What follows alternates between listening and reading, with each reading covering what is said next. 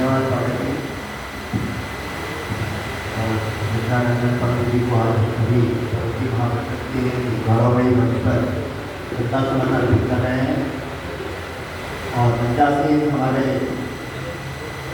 आज के इस काव्य गोष्ठी के अध्यक्ष आदरणीय ज्ञान स्वामी जी, हमारे संयोजक जी, वरिष्ठ साहित्यकार कवि श्री अनंत पांडे जी, मंच के जाना वाला नाम राष्ट्रपति पुरस्कार प्राप्त श्री सिंह पोखरिया जी और प्रोफेसर आसिफ साहब और हमारे आदरणीय अध्यक्ष हरीश जोशी जी और सरस्वती महाप्रसाद के संरक्षक और हम सबके मार्गदर्शन था।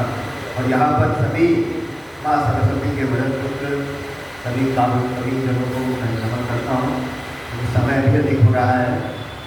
आज इस कार्यक्रम के माध्यम से हमारे साहित्यिक प्रकोष्ठ ने अपनी सार्थकता सिद्ध कर दी है। मैं जोरदार तालियां चाहूँगा हमारे साहित्यिक प्रकोष्ठ के लिए और आदरणीय ज्ञान मंत्री जी और हमारे नारायण दत्त पाठक जी और सबसे बड़ी बात है के चंदोरा जी जो उत्तराखंड भागवत संस्थान के सम्मानित सदस्य हैं, उनके मार्गदर्शन में ये साहित्य प्रकोष्ठ जिस तरह से काम कर रहा है और अपने गठन के तुरंत बाद जिस तरह से सक्रिय हो गया, ये सबसे बड़ी उपलब्धि मैं इसे मानता हूँ। और मैंने आदरणीय अध्यक्ष जी से अनुरोध भी किया था ज्ञान साहब में कि क्षेत्रीय स्तर पर भी इस प्रकार की काव्य गोष्ठियाँ करें और जिससे जो बेईमान कवि हैं जो क्षेत्र में रहते हैं उनको भी एक अवसर प्राप्त हो सके। आज बहुत सारे लोग लिख रहे हैं और उन लोगों को अगर मंच मिलेगा तो नए नवांकुर जो कवि हैं उनको हम प्लेटफॉर्म देने का काम करेंगे। तो ये सरस्वती महाप्रसाद का एक व्यापक एक विजनरी काम होगा जिसके माध्यम से हम पूरे लखनऊ में हमारी क्षेत्रीय शाखाओं के सहयोग से इस काम को कर सकते हैं। थोड़ी सी मेहनत जरूर करनी पड़ेगी उसके लिए।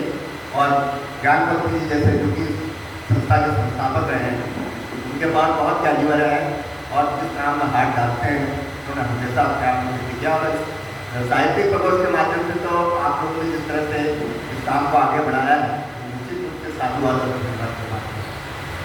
तो और एक और सुझाव अभी अध्यक्ष जी को मैंने दिया था कि जो विस्मृत हो गए ऐसे कवि जो कभी न कभी परवर्ती समाज के बारे में हमारे परवर्ती समाज के रहे हों, उन्होंने अपनी रचनाओं के माध्यम से कभी मन को सुशोभित किया हो, वो आज जो विपत्ति में चले गए हैं या वो काल हो गए हैं, ऐसे लोगों को भी याद करने का इस मंच के माध्यम से प्रयास है।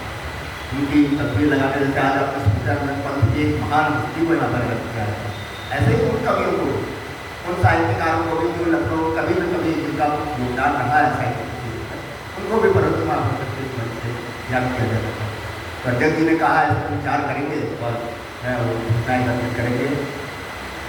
तो सुमित्रानंदन पंत जी को अपनी भावभीनी श्रद्धा सुमन अर्पित करता हूँ और छायावाद के एक ऐसे कवि के रूप में जिन्होंने अपनी पहचान बनाई, उनका उनकी कुछ पंक्तियाँ नौका विहार पल्लव से जो कृति थी, कुछ पंक्तियाँ पैकट सैया पर दुग्ध धवल तनवांगी गंगा ग्रीष्म विरल देती है शांत कलांत निश्चल तापस वाला गंगा।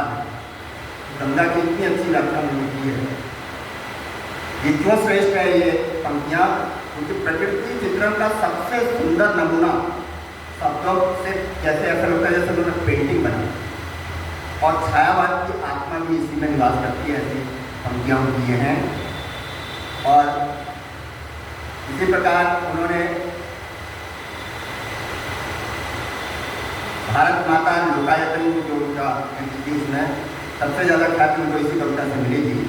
भारत माता ग्रामवासिनी खेतों में फैला है श्यामल फूल भरा मैला सा आंगन गंगा यमुना में आंसू जल जिसकी आंखों में युग युग का सोया विशाल अतल। और इसकी श्रेष्ठता क्या है कि यहाँ भारत माता राज मुकुट वाली देवी नहीं, गाँव में रहने वाली दुखी माँ। गरीबी और दर्द का ऐसा चित्रण पहले कभी नहीं हुआ। ये कविता प्रगतिवाद की पहचान करती है। और ताज पल्लव से पंक्तियाँ हैं।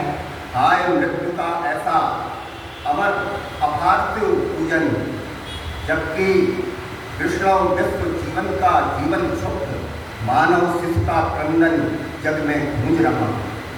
और इसकी विशेषता रही कि ताजमहल के सौंदर्य के पीछे छिपे श्रमिकों के दर्द को उन्होंने दिखाया और छायावाद की कोमलता और युगबोध का संगम।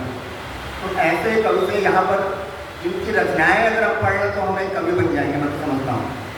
इतना उसमें गूढ़ रहस्य भरा हुआ, इतना शब्दों का अच्छा चयन है और इतना, और उसके अंदर जो छिपा हुआ है ज्ञान, वो अगर हम थोड़ा भी उसका अंश हमारे जीवन में उतर जाए तो मैं समझता हूँ वो व्यक्ति का साहित्यकार या कवि बन जाएगा। इतने विशाल व्यक्तित्व आज यहाँ कर रहे हैं।